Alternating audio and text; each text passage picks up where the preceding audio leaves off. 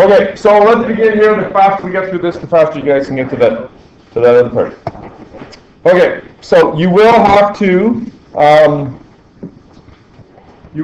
fill in some blanks there. Like loads. Yeah. Magnets occur naturally within rock, like lodestone, or they called lodestone. I passed them around yesterday. Remember, the idea is that it's usually volcanic rock, and the rock is very soft and easily sort of molded, I guess you could say. We say that the domains of the iron in the rock align with the Earth's magnetic field. That's what creates the magnet. And when you understand domains in a few slides, then it'll make a little more sense. They come from a place called Magnesia, because magnetic rocks are very common there. And in fact, that place is in Greece. And for some reason, that picture didn't work very well. But you've got it there, right? Yeah, we got Now that little shaded in area there of Greece. So there's lots of volcanoes in that area. The ancient Greeks realized that they used these rocks, and they realized that the rocks sort of stuck to iron nails, and so it's called magnets because of magnesium. Someone asked me once, how big is that area? It's about the size of Riding Mountain National Park, roughly. No, it's like an area. Just there's lots of volcanic rocks there. Okay, there are three types of magnets. One is permanent. It's not that hard to understand. It's a permanent magnet because the magnetism is permanent. Where would you find permanent magnets? Fridge? What's the purpose of the fridge magnet? You mean like on the fridge, holding your homework up? Cool. Yeah, those magnets don't last forever. They always like get off. Yeah. There's also a magnet around the door, right? Yeah. Are you checking, Cole, or what are you doing? Yeah. Or on freezers. Yeah, freezers. MRIs, right?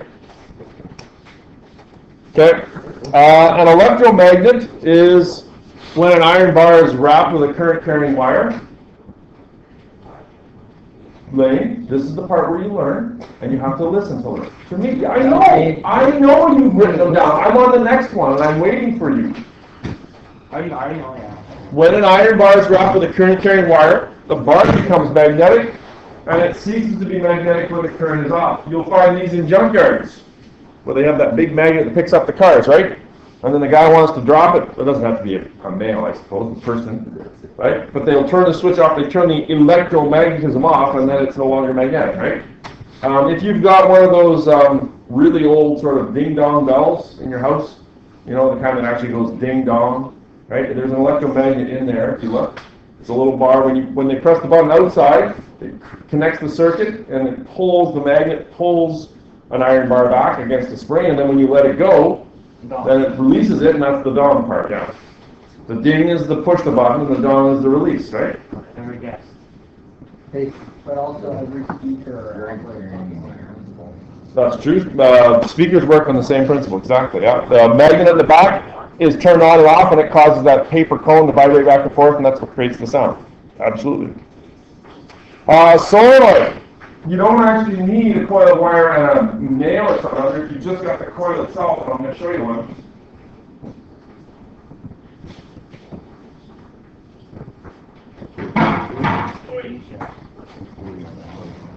Okay, so this is the solenoid right here. Okay. If we connect this to a battery or a power source of some kind, this becomes a magnet. So this is actually how the ding-dong thing works, right? So you've got something, a piece of iron like this, right? This is a magnet. Jake presses the button. This becomes magnetic, so it pulls it like this, right? And there's probably something in here that will cause the ding part. And when we let it go, That's just showing in that video. could have been, yeah. That scientist like putting a magnet in that. That like red magnet, and you put it in that thing. You mean the one that will show all the different ways? Yeah. Sort of. He's using the arc to determine the direction of the magnetic field. He's got a little magnet that's going to align itself with the planet's magnetic field. So anyway, solenoid, also a magnet when you connect it to power. We use a solenoid in your car to start it too. Say again? Oh, giant chunk of metal. Oh yeah. There'll be time. There'll be time. In all cases, the magnet produces magnetic lines of force that attract or repel other magnets. Coil of wire by itself, as long as it's connected to power. Whereas Canada's listening really. Are we good now? Yeah. Okay. In all cases, the magnet produces magnetic lines of force that attract or repel other magnets. The magnetic lines of force form a magnetic field. All lines are said to originate at the North Pole. I'm assuming you have to fill that in. Yes, that's the important part. So the lines, just like electric fields, we say they go from positive to negative. We say that magnetic fields go from north to south. Okay? If you want to think of it as pointing in the direction that a North Pole test magnet would be pushed, away from north towards south. Okay? Now, this is actually only true on the outside of the magnet. And you should maybe just fill that in the margin. Okay? Now you might say, well, how can we even see or do, why do we even care about inside the magnet? Well, remember, something like a solenoid is a magnet, so on the outside they'll go from north to south, but on the inside in here, south to north. Sort of makes the circuit kind of thing. Okay? So yeah, outside.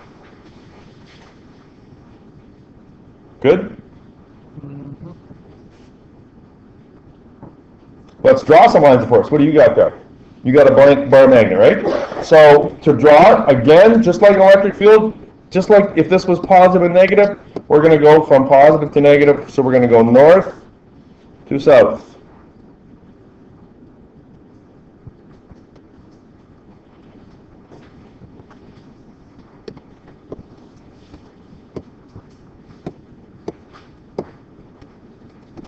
That kind of thing. No, roughly like that. And once again, the lines of force, and I'll probably touch on this again in the next week or so, the closer they are together, the stronger. So where are they strongest? Near the poles, where they're close together. Out here, farther apart. I didn't draw very well up here, but as you get farther away, they get weaker. Down here, they are stronger. Will I ask you to draw magnetic lines of force? Will it be easy? Giveaway marks? Yeah, it should be. Should be the easiest mark ever. Nope. When do we get our test done? As soon as these two guys go ready. Go when you test. Bring it on. A little peer pressure. Come on. Actually, right now. Let's go. Come on. It was the Greeks, as I said earlier. The Greeks found rock. They called it magnetite or lodestone. It attracted iron. It wasn't until the 11th century that the Chinese said, hey, we could use that to make a compass. Of course, they didn't know that it was called a compass at the time, but they realized that these little shavings of magnetite, if you put them in water where they would float, it would actually always point towards the north. And so they realized they could use them for navigation. So we can thank the Chinese for that. We'll just ignore this down here. I think I was on a kick about using devices to find out stuff. But we want to watch that video today. We're gonna finish it? Yeah. Oh, Yeah. okay, good. That was actually really good. Yeah, it was very interesting. I'm taking phones this time. I was not on my Okay. phone. No? Okay. That's why I thought it was my phone. You're on your phone. Miss Bennett, you ever get in a fight with James? Yeah, I think I ordered a burger once and he got mad at me. Said I should eat in salad. He was like my nutritional consultant that season. Not a fist fight though. A few materials. Iron and steel are strongly attracted to magnets. Others are less strong, things like cobalt and nickel. Not quite as magnetic. These are called, do you have it there? Yeah. These are called ferromagnetic. Okay, so ferromagnetic means materials with a strong magnetic attraction, iron, steel, those kind of things. Why do you think ferro is the prefix? Because iron is ferrous, ferrum. Where is it? I know it's Fe right there. Right? Fe, iron, ferrous. So ferromagnetic. Iron is the number one magnetic thing. Then there's things that are slightly attracted. They're called paramagnetic. Wood is actually slightly magnetic. What? Aluminum, you need a strong enough magnet. I showed you yesterday it didn't really work, but like super strong magnet. Okay, will that trick work with this stainless steel? Yeah, it should. Stainless steel will conduct it. It only has to conduct electricity. Yeah, I think so. I've got a short copper one. We can try. You got to get them like a pretty strong magnet. They're easier to find nowadays than they were say 20 years ago. Hey? Yeah, they're a little easier to find. But that's like that little pair that I had yesterday is like a $30 or $40 item. There's a third kind. It's called diamagnetic. These are actually repelled by strong magnets. They're not just like repelled by north and south. It's not like a north and north kind of thing. A magnet will push it away. Let's talk about water. Let's talk about water. Is it up there? Is water actually diamagnetic? Pretty sure. I don't know. You can like levitate frogs and strawberries. Yeah, I actually have videos of frogs and strawberries levitating. You want to see them? You want to see them? Yeah? You don't want to see those. You brought it up. Oh, you brought it up, so now I see it. So what, a magnet will push water away? Well, it has to be a really, really strong. Magnetism is a property of a charge in motion. And I know I don't have a slide up here. I hate people that show PowerPoints like this, but I'm not going back. It's good. Magnetism is a property of a charge in motion. If there's an electric charge moving, there is a magnetic field. Electrons will revolve around the nucleus, causing magnetism. Now, you might know from chemistry that electrons also spin on their own axis, like the Earth, producing a magnetic field. And you may also know from chemistry, especially if you've taken grade 12, that when the electrons are paired, the fields cancel each other out. Why is that? Because you know how when you draw Bohr diagrams, you were sort of taught to like put them in pairs? Yeah. And I always thought that it was so that teachers could easily count them, but that's not why.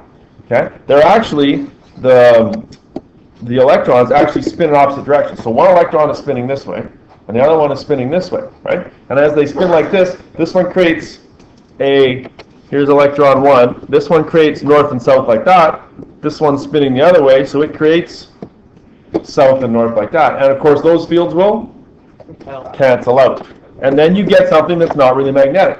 But iron has one electron that is all by itself. And so it's spinning around. And in a hunk of iron, there's millions of these atoms with single electrons that are spinning, all creating a magnetic field. Okay? But every atom doesn't sort of orientate themselves the same way. So the electrons are spinning like this, but others are spinning like this, and others are spinning like this, and they're all sort of spinning all over the place. If you could get them all spinning in the same direction, then you get yourself One hell of a strong magnet. like Wyatt said, one big magnet. And that, my friends, is how magnets work. This Okay? Janik said that everything you learn in grade 12 like cancels out from grade 8 because grade 11 is like all false. Yeah, I just pretty much made it up. Like 4 diagrams and everything. Domains are regions of magnetic substance that have a free spinning electron. I've simplified it quite a bit, but that's the basic idea. So the domains are areas where there's a free spinning electron, and if they can get all these domains lining up, the substance will become a magnet. Do I have a picture? No, I don't. Okay, and so the idea is, do you have room for a picture? No, not really? Okay, so the way the books always show it is they show little arrows pointing all these different directions. Okay, and all these magnetic fields will cancel out because these electrons are all spinning crazy all like that, right?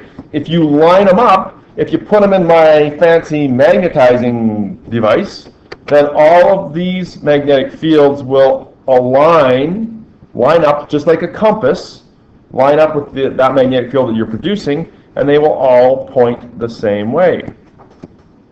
Then the fields don't cancel out, and you got yourself a magnet.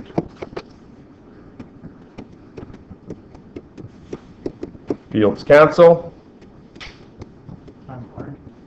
No magnet. Fields don't cancel. Magnet. Anyone tell me a particular reason that it's like a metal or dust, well, steel dust are always magnetic? Yeah. Yeah. Well, certain substances, like iron, if you stick it in that magnetizer thing, iron is a very soft metal. Like, I mean, if you get yourself hit in the head with it, it hurts, right? But soft means that it's malleable. Like, you can melt it, you can bend it, you can kind of move it around.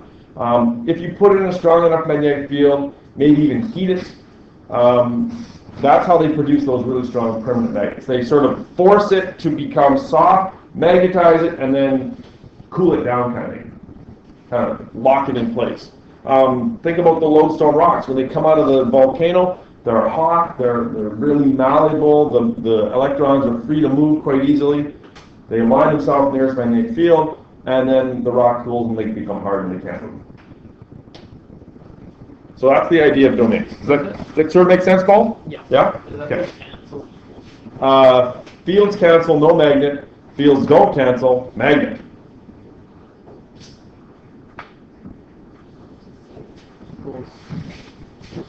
Fields cancel, no magnet. Yeah. Fields don't cancel, equals magnet.